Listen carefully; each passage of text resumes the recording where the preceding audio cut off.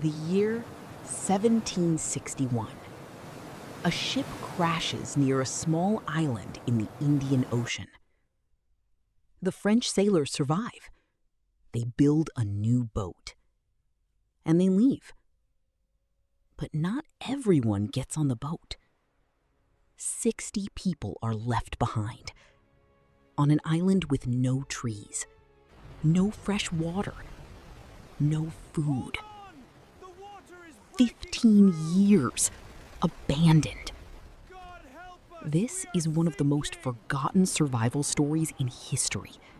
And your English practice. Let's begin. Tromelin Island is a very small island in the Indian Ocean.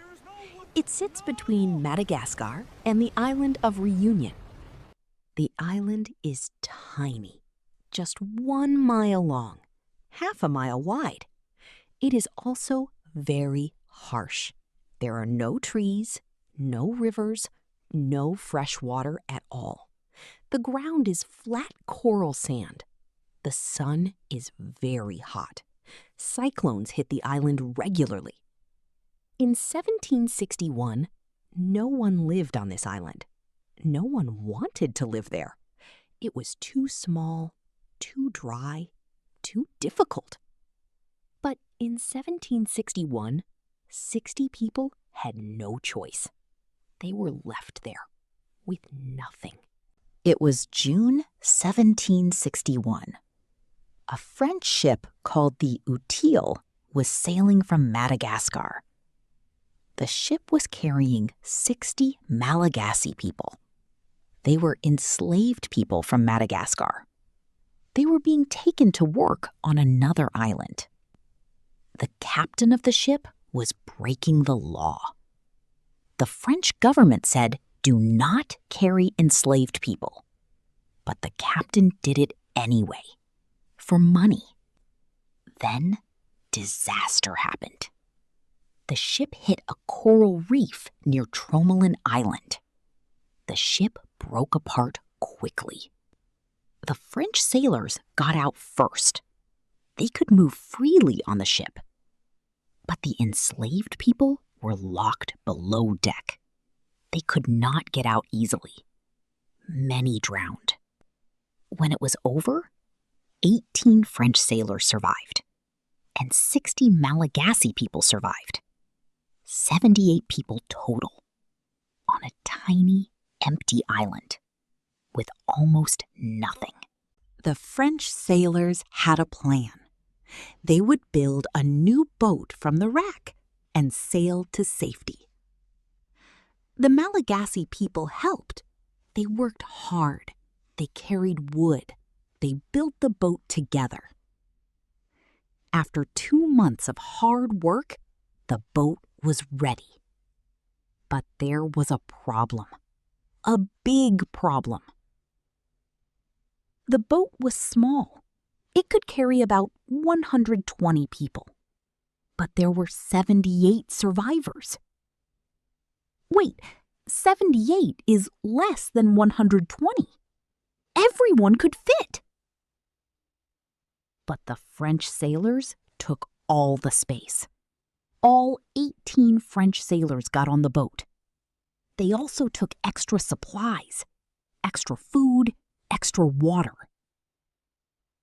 They left the 60 Malagasy people behind, on the beach. The French officer promised, "We will come back for you. We will send a rescue ship." He gave them 3 months of food, some tools, and a signal fire. Then the boat sailed away. The 60 people on the beach watched until the boat was gone. The 60 people on Tromelin Island had to survive. First, they needed water. The island had no fresh water. They started digging.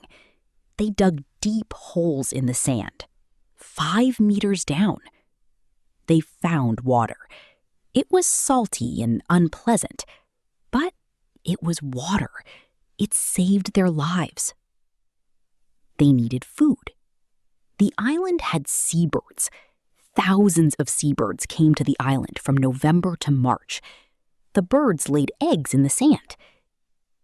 Sea turtles also came to the island at night. They came to lay their eggs on the beach. The people learned the rhythms of the island. When the birds came, when the turtles came, when to find food, when to store food. They built shelters from coral rocks. The walls were thick, strong enough to resist the cyclone winds. They kept a fire burning every day. The fire was their most important tool. It cooked their food, it kept them warm, and most importantly, it sent smoke into the sky. A signal. Someone might see the smoke. Someone might come. Days became weeks. Weeks became months. The rescue ship did not come. 1 year passed. No rescue. 2 years. No rescue. 5 years. No rescue. The French government did not send help. Why? The captain reported the survivors, but the government said, too dangerous, too far, too expensive. Also, these were enslaved people. The government did not care. Life on Tromelin was very hard. Every day was a challenge. Cyclone season came every year. The storms were terrible. Waves covered the whole island. The people hid in their coral shelters. They held on to the walls and survived. Children were born on the island. The older survivors grew weaker. Some died. After 9 years, about 15 people remained. Most were women. Why mostly women? Because women are tough. Because women had to keep the children alive. Because women cooperated and worked together. A leader appeared, an older woman. We do not know her name. But she made decisions for the group. She organized the work. She kept them together. After 2 years on the island, 18 people tried to escape. They built a small raft from wood. They used cloth and even hair as rope. They made a sail from feathers. They pushed the raft into the ocean and disappeared. They were never seen again. After that, there was almost no wood left. Future escape was almost impossible. Then, after 12 years, a ship appeared on the horizon. The survivors ran to their fire. They threw everything on it. Black smoke rose into the sky. They waved and screamed. The ship saw them. It came closer. But the reef around the island was very dangerous. The ship tried to find a safe way through. It could not. As the sun went down, the ship sailed away. This was one of the most painful moments of all. The world could find them, but could not reach them. After 12 years, the French government finally tried to help. They sent rescue ships, but the reef stopped them every time. In 1775, one ship managed to get a sailor onto the island. The sailor told the survivors, "We cannot land the big ship, but if you can reach us on a raft, we can save you." The survivors built a small raft from almost nothing. They used the last pieces of wood. They braided rope from bird feathers. 7 people got on the raft. The French sailor, 3 men, 3 women. they pushed into the surf. They were never seen again. After that, only women remained on the island, and one baby boy. 7 women and a baby. Then, on November 29th, 1776, a young French officer named Jacques-Marie Bouvet de Loger arrived. He had studied the reef carefully. He brought a special shallow boat. He brought Malagasy rowers who knew how to read reef water. The boat made it through the reef. The women did not run to greet them. They stood and watched carefully. They had learned not to trust hope too quickly. When the French soldiers stepped onto the beach, the women looked at them calmly. They were wearing clothes made from bird feathers. They had made everything themselves.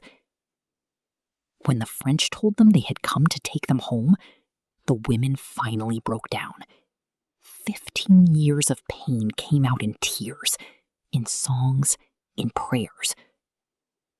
The fire behind them was still burning. Now let's review 5 important words from the story. Number 1, abandon. To leave someone behind and not come back. The French sailors abandoned the 60 people on the island. Number 2, survive. To stay alive in a dangerous situation. The women survived 15 years on the island. Number 3, signal. Something that sends a message. They kept a fire burning as a signal for ships. Number 4, cooperate. To work together with other people. The women cooperated and helped each other survive. Number 5, rescue. To save someone from danger. After 15 years, rescue finally came. And that is the story of Tromelin Island. 60 people left behind. 15 years. 7 women and a baby, still alive, still keeping the fire burning. Their names are mostly unknown, but their story is real, proven by archaeologists in 2006. What do you think of their strength? Tell me in the comments. If this video helped your English, please subscribe and turn on notifications. Next Friday, a new B1 level survival story. Thanks for watching, and keep learning. See you Friday.